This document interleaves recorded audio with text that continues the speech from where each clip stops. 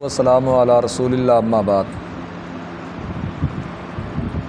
कैसे हैं आप सब लोग? अल्हम्दुलिल्लाह।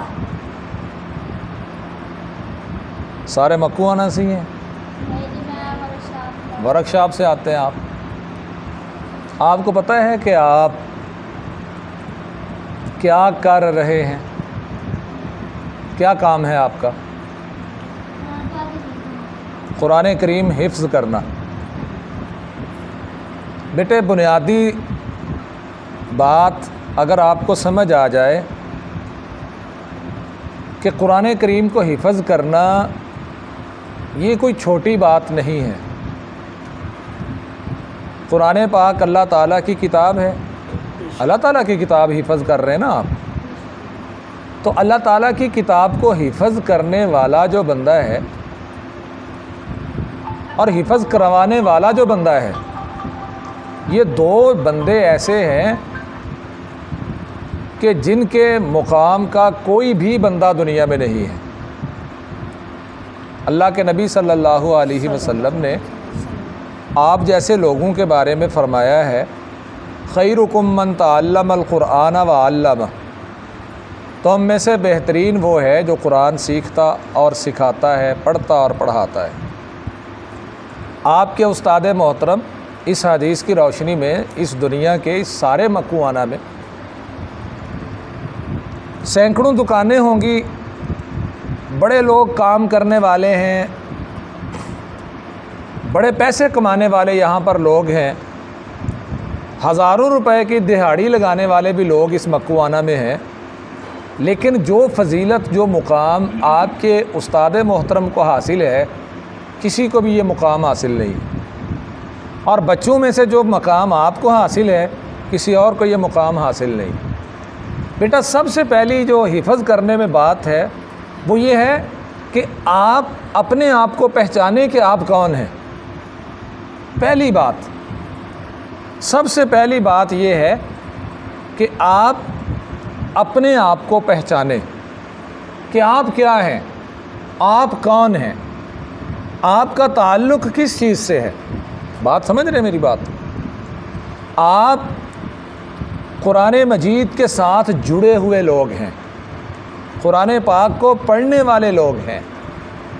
कुरान पाक जिस तरह अल्लाह की किताब है, दुनिया की किताबों में अफजल किताब है, वैसे ही कुरान पाक को पढ़ने वाले बच्चे भी अफजल होने चाहिए। सारे माशाल्लाह आप स्कूलों में पढ़े हुए हो, कुछ पढ़ रहे हो, कुछ ने पढ़ लिया है, कुछ ने आगे पढ़ना है। स्कूल का बच्चा जब स्कूल जाता है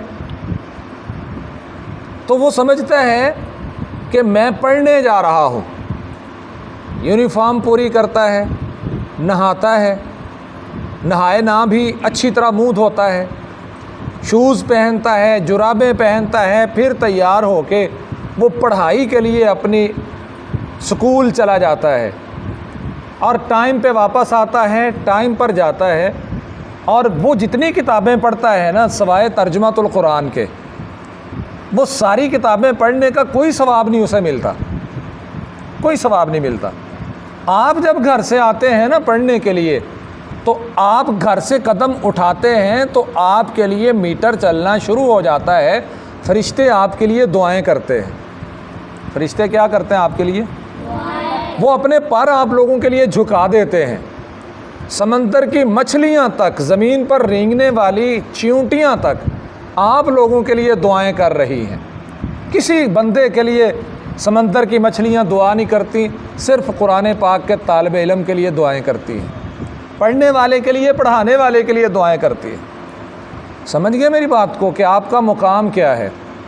तो फिर सबसे पहली बात यह है कि आपको दीगर बच्चों से सफाई के लिहाज से मुनफरिद नज़र आना चाहिए। फिर आपकी ज़बान जो है वो दूसरे बच्चों से हटके होनी चाहिए। मस्जिद में आप बैठ के पढ़ते हैं, मस्जिद में पढ़ रहे हैं ना आप, तो मस्जिद खेल का मैदान नहीं। मस्जिद खेल का मैदान, खेल के टाइम में खेल है, हर टाइम खेल, क्लास के टाइम में खेल, ये कुरान मजीद के अदब के ख़िलाफ़ है कि एक तरफ आप कुरान पाक खोल के बैठे हुए हो और दूसरी तरफ ऊंची ऊंची आप अपनी बातें कर रहे हो। कुरान मजीद का जिस बच्चे को आप सिर्फ़ कुरान पाक ही नहीं, दुनिया की कोई भी किताब है, जब तक उस किताब का आप अदब नहीं ना करेंगे तो इल्म कभी भी आप हासिल नहीं कर सकते। सबसे पहली बात जो मैंने आपसे बयान की है वो ये है कि आप अपने आप को समझें आप है क्या।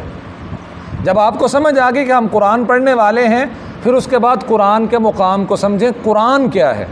कुरान अल्लाह की किताब है। तीसरी बात, कुरान अल्लाह की किताब है, इस अल्लाह की किताब का हमने अदब करना है। क्या करना है? अदब करना है, एहतराम करना है। एहतराम कैसे होगा? कुरान सामने खुला पड़ा है और हम गप्पे हाँक रहे हैं।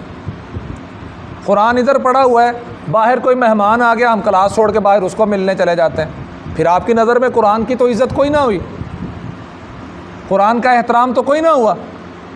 कुरान का एहतराम ये है, इस बात को ऐसे समझें, आपके अब्बू आपके पास बैठे हैं, बात कर रहे हों तो हक़ क्या है? आपसे बात कर रहे हैं तो बात आपने सुननी है कि नहीं? उस्ताद मोहतरम आपसे बात करते हैं, हक़ क्या है? बात सुननी है कि नहीं? अब आप उस्ताद मोहतरम बात कर रहे हैं, आप उस्ताद मोहतरम की बात को छोड़ते हो, अब्बू जी की बात को छोड़ते हो, बाहर देखते हो दरवाजे पे एक बंदा खड़ा है, आप भाग के उसके पास चले जाते हो, तो क्या करेंगे आपके अब्बू जी? खुश होंगे आपसे? बोलें, नाराज़ होंगे ना। इसी तरह कुरान पाक अल्लाह का कलाम है, ये अल्लाह आपसे कलाम कर रहा है। कुरान पाक अल्लाह का कलाम है, अल्लाह ताला आपसे कलाम कर रहा है। आप अल्लाह का कलाम खोल के बैठे हुए हो, अल्लाह ताला आपको देख रहा है, आप अल्लाह की निगरानी में हो।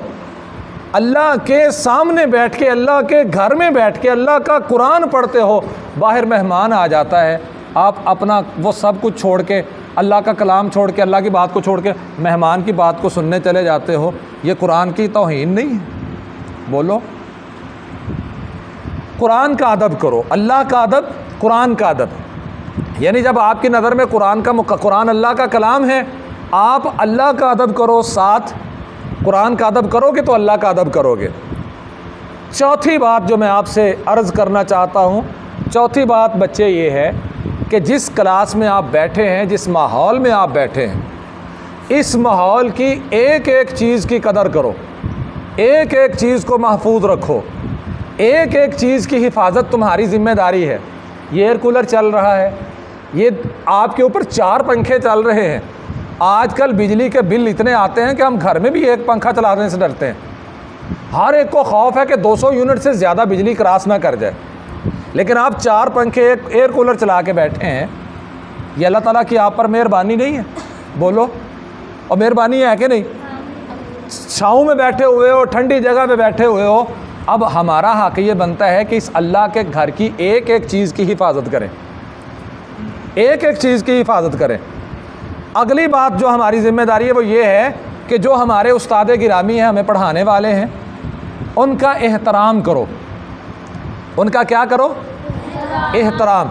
हम जब हिफ्ज़ किया करते थे ना, हमें हमारे असातिज़ा ने ये सिखाया था कि हिफ्ज़ वाले बच्चे जो ना, आप कहीं भी जाके देख लें, स्कूल में जो हिफ्ज़ की क्लास लगती है वहाँ पे देख लें, मदरसे में हिफ्ज़ की क्लास लगती है वहाँ पे देख लें, हिफ्ज़ के बच्चे जहाँ भी होंगे ना, वो अदब और एहतराम में लोगों के लिए मिसाल होंगे। अब अदब क्या है? उस्ताद मोहतरम बैठे हैं तो उनके सामने बैठ के बात करनी है। कैसे? दो जानों बैठे हैं आके उनके सामने, दो जानों समझते हैं कैसे बैठते हैं? जैसे अत्ताहियात में बैठते हैं। अत्ताहियात में बैठे, ज़रा बैठ के दिखाएं अत्ताहियात में कैसे बैठते हैं। दो जानों बैठे, ज़रा अपने दोनों हाथ अपने घुटनों पे रख लें।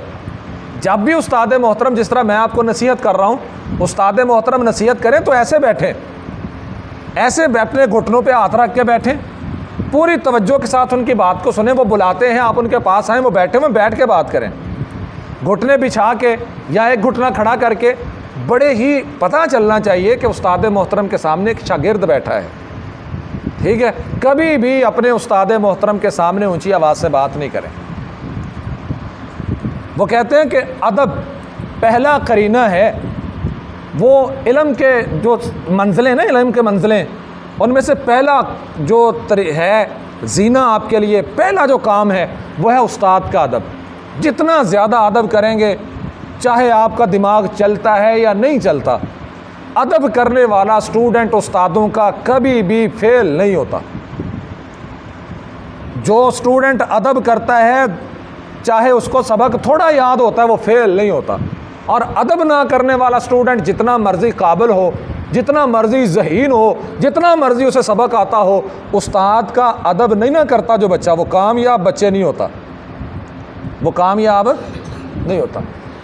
अगली बात, आप यहाँ पे बैठे पढ़ रहे हैं, अपने साथी जो आपके साथ पढ़ने वाले कभी भी ये उसूल बना लें, मैं कारी साहब से भी कहूँगा, उस्ताद मोहतरम साहब से भी कहूँगा कि ये उसूल बना लें, कोई बच्चा किसी बच्चे को ओए तोए कह के ना बुलाए। ओए ये कौन सी ज़बान है भाई? ओए क्या कर रहे हो, की करन दिया होए। हिफज का बच्चा तो वैसे ही बच्चे के मुंह से गाली अच्छी लगती ही नहीं, और हिफज का बच्चा हो वो गाली दे, किसी का नाम बिगाड़े, ये कुरान पाक की तौहीन है, ये हमारी तौहीन है कि हम किसी का नाम बिगाड़े आपस में, किसी को ओए करके बुलाएं। नहीं, ओए नहीं कहना, क्या कहना है? भाई। क्या कहना है? भाई। नाम ले, साथ भाई कहें। आप एक दूसरे के भाई हो के नहीं, और भाई है ना आप, तो भाई कह के एक दूसरे को बुलाया करें। अगली बात, आखिरी बात जो है वो ये है कि आप लोग बड़े खुश नसीब हैं, इससे बढ़कर आपके माँ बाप खुश नसीब हैं कि जिन्होंने आपको, आपकी उम्र के बच्चे बाहर निकल के देखो, इसी मकुआना पे वो बाईपास से लेकर वो आखिरी स्टॉप तक चलते जाओ, दुकानों पे आपकी उम्रों के बच्चे जो है ना, वहाँ पे बैठ के वो कोई मोटरसाइकिल का काम कर रहा है, कोई ख़राद मशीन पे काम कर रहा है, कोई हलवाई की दुकान पे काम कर रहा है, कोई किसी करियाने की दुकान पे काम कर रहा है, कहीं ना कहीं बेचारे जुते हुए हैं और वो गर्मी की शिद्दत को बर्दाश्त कर रहे हैं। आपके माँ बाप ने बड़ी आप पर मेहरबानी की है कि अपनी उन्होंने ज़रूरतों का ख्याल नहीं किया, आपको कुरान पाक पढ़ने के लिए यहाँ पे भेजा है, यहाँ पे आपको बिठाया है, आप बैठे कुरान पाक पढ़ रहे हो, ये आपके माँ बाप की मेहरबानी है। आजकल हर बच्चा घर से कम 50 रुपये जेब खर्च लेके आता है, शाम तक हर बच्चा आप में से 100 रुपया तो खा लेता है, ऐसे ही 50 रुपये तो कम से कम ज़रूर खाते हैं। आपके माँ बाप, फिर दोपहर होती है, आपका टिफ़िन आपके पीछे खाना आ रहा है जी घर से, कितनी माँ बाप आपका सोचते हैं। आपका हक ये बनता है, आप हिफज कर रहे हैं, आपको कोई फूल नहीं लग गए, आप कोई माँ बाप से ऊपर नहीं चले गए, ये आपके माँ बाप की मेहरबानी आपको हिफज करवा रहे हैं, आपसे कोई और काम नहीं करवा रहे। अब आपका हक ये है कि आप अपने माँ बाप की इज़्ज़त पूरी दुनिया से बढ़ के अल्लाह और उसके रसूल के बाद करें, माँ बाप का एहतराम करें। कभी माँ बाप, जिस तरह उस्ताद गिरामी के सामने, कोई भी उस्ताद है उनके सामने ऊँची नहीं ना बोलना, वैसे ही माँ बाप के सामने भी ऊँची आवाज़ से बात नहीं कर। उस्ताद क्लास में हो या ना हो, कोई फ़र्क नहीं पड़ना चाहिए, आपका काम बैठ के पढ़ना है, मेहमानों को प्रोटोकॉल देना आपका काम नहीं है। कोई बंदा आता है चला जाता है, चला जाए, आ जाए चला जाए, आपने पढ़ना है। ऐसे ही घर में आपका काम है, आप औलाद हैं, आप घर में हैं, तो लोगों के साथ बात करना आपके अब्बू का काम है, अम्मी का काम है, आपका काम नहीं कि आप आगे आगे होकर उनको बताते फिर कि मेरे अब्बू ने आज ये खाया, मेरी अम्मी ने ये किया, आज मेरे अब्बू और अम्मी की लड़ाई हुई है, आज हमारे घर में मेरे भाई ने ये किया। कोई ज़रूरत नहीं है आपको कहने की, आप अपने काम से काम रखें, माँ बाप अपना काम करें। आपका क्या फ़र्ज़ है, आप अपने माँ बाप का एहतराम करें। जो चीज़ें मैंने आपके सामने बयान की हैं बच्चे, वो ये हैं, सबसे पहले ये है कि आप अपनी हैसियत को पहचानें, मुकाम को पहचानें, आप क्या हैं। दूसरी बात, आपका मकाम मर्तबा क्या है, आप कुरान मजीद के साथ जुड़े हुए बच्चे हैं। तीसरी बात, कुरान मजीद क्या है, कुरान मजीद अल्लाह का कलाम है। चौथी बात, कुरान पाक जिस जगह पर बैठ के आप पढ़ रहे हैं, जिस मस्जिद में, जिस इदारे में पढ़ रहे हैं, इसकी एक एक चीज़ की हिफाजत आपकी ज़िम्मेदारी है। अगली बात ये मैंने आपके सामने अर्ज़ की है कि जो आपको पढ़ाने वाले आपके उस्ताद मोहतरम हैं, उनका एहतराम आपका फ़र्ज़ है, उनका एहतराम करना आप पर लाजिम है। और अगली बात जो मैंने अर्ज़ की है वो ये है कि अपने माँ बाप का एहतराम आप पे फ़र्ज़ है। और आखिरी बात ये है, कहीं रह ना जाए, अपनी उम्र से छोटे बच्चों पे शफ़क़त, और अपने से बड़ी उम्र के लोग जो हैं उनके साथ इकराम, इज़्ज़त, ये साथ पेश आना। ये मसलन छोटे बच्चे पर शफ़क़त क्या है कि छोटा बच्चा अगर गलती करे तो उसे डांटना नहीं आपने, बल्कि उसे प्यार से मोहब्बत से बताना है कि भाई ऐसे नहीं करते, ऐसे करते हैं। एक बात और मैंने आपको बताई थी कि आपस में एक दूसरे को ओए तोए के साथ नहीं बुलाना, एक दूसरे के नाम नहीं बिगाड़ने, एक दूसरे को गाली तो तसव्वुर भी ना करें ना, कि हाँ तसव्वुर भी नहीं होना चाहिए दीन का, दीन पढ़ने वाला तालिब इल्म गाली देगा, ये तो बिल्कुल दिमाग में होना ही नहीं चाहिए। और आखिरी बात ये है कि अपने माँ बाप का एहतराम जो है वो ज़रूर करें। एहतराम की वजह से अल्लाह ताला बंदे को बड़ी फजीलत, बड़ा शान और बड़ा मुकाम देता है। तो बच्चे टाइम की पाबंदी बहुत ज़रूरी है। बाकी बातें आपको आपके उस्ताद मोहतरम बताते हैं, उन पर अमल किया करें। और हमारी ये दुआ है कि अल्लाह ताला आपको कामयाब फरमाए। मकुआना के अंदर ये इस मस्जिद में हमने जो सिस्टम शुरू किया है हिफ़्ज़ का, यकीन करो बच्चों कि ये बड़े बड़े मदारिस लोग कायम करते हैं, फिर जाके हिफ़्ज़ की क्लास लगती है, पहले बड़े ख़र्चे होते हैं। तो ये सारी बातें थी, लेकिन हमने जो हिफ़्ज़ का मदरसा शुरू किया उसका सबसे पहला मकसद ये है कि हमारे ये जो बच्चे, कोई कहीं पढ़ रहा है, कोई कहीं पढ़ रहा है, कोई कहीं पढ़ रहा है, अपने गाँव में अपनी मस्जिद में बैठ के पढ़ें, इनको कहीं जाने की ज़रूरत नहीं। अब हमने अपना मौलाना शरीफ शाकिर साहब के साथ मिलकर हमने अपना फ़र्ज़ अदा कर दिया है। अब अगला काम आपका है, आपने पढ़ के दिखाना है। आपने क्या करना है? पढ़ के दिखाना है, मंजिल तक पहुँच के दिखाना है इंशाअल्लाह। तो अल्लाह ताला आपका और हमारा हामी नासर हो। अल्लाह हमें अमल की तौफ़ीक़ अता फ़रमाए।